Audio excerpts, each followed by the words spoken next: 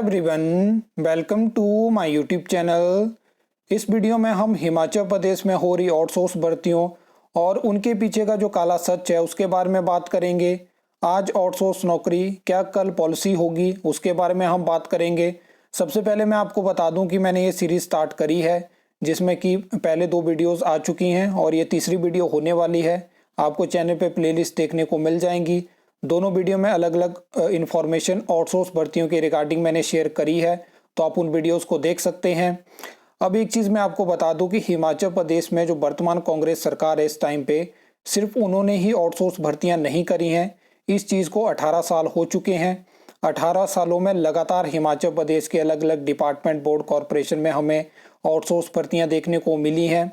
लेकिन एक और चीज़ है इसके साथ में जो कि आपको पता होनी चाहिए कि पिछले 1 साल में हिमाचल प्रदेश में रिकॉर्ड तोड़ आउटसोर्स भर्तियां हुई हैं।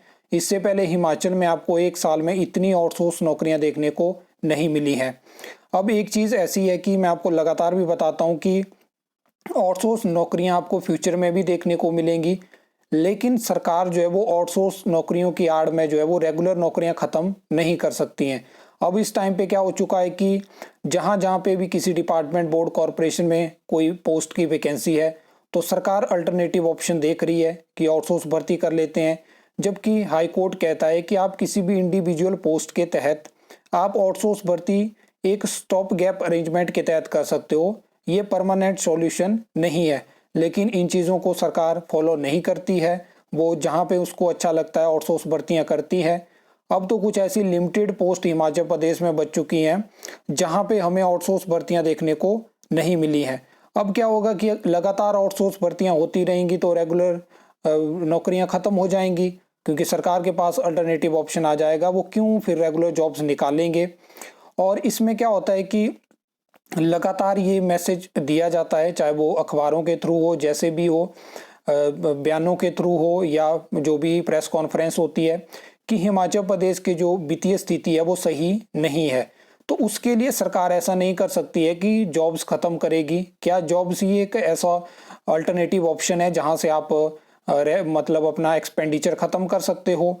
अब हिमाचल प्रदेश भी जो है वो एक ओल्ड स्टेट की तरफ बढ़ता जा रहा है, जहां पे क्या है कि पेंशनर जो है वो इंक्रीज होते जाएंगे।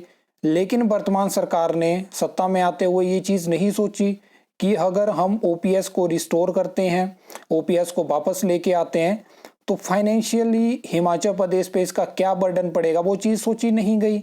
अब क्या है कि हिमाचल में जो वर्तमान सरकार है ओपीएस देने के लिए, फ्री की स्कीम्स के लिए जो फिजिकल डेफिसिट है हिमाचल प्रदेश का उसको दांव पे लगा दिया गया।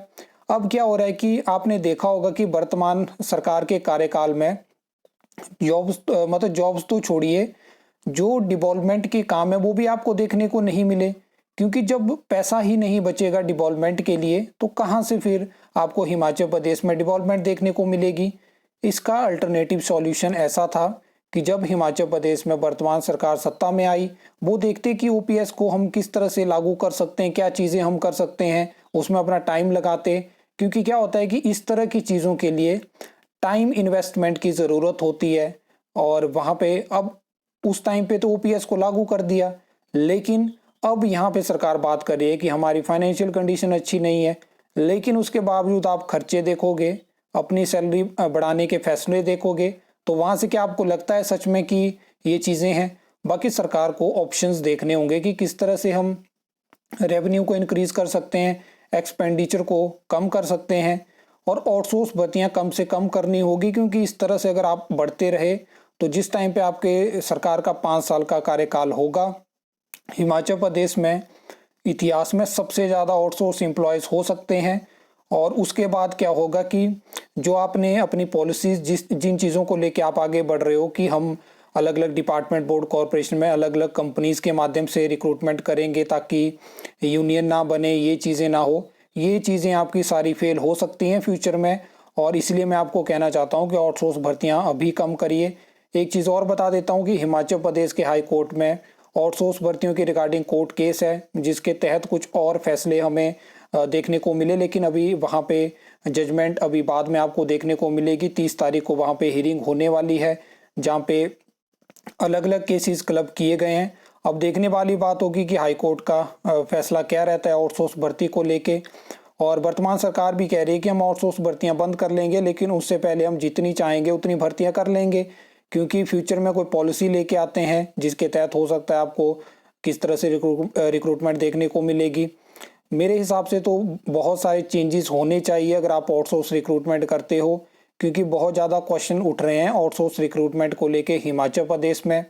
बाकी अब देखने वाली बात होगी। और जिनको आउटसोर्स पॉलिसी के रिगार्डिंग जानकारी चाहिए तो मैंने आपको बता दिया, प्रीवियस वीडियो देख लीजिएगा, क्योंकि वहाँ पे हमने जो यहाँ पे डिस्कस करा उसके बारे में बात नहीं करी थी, वहाँ पे आपको अलग इन्फॉर्मेशन देखने को मिलेगी। तो उस वीडियो को आप देख सकते हो, जो 2 वीडियो अलग अलग मैंने आपको बताई, प्लेलिस्ट आपको देखने को मिल जाएगी। आई होप आपको ये वीडियो अच्छी लगी होगी, इन्फॉर्मेटिव लगी होगी। तो वीडियो को लाइक कमेंट शेयर कर सकते हो, चैनल को सब्सक्राइब कर सकते हो फॉर द न्यू अपडेट्स के लिए।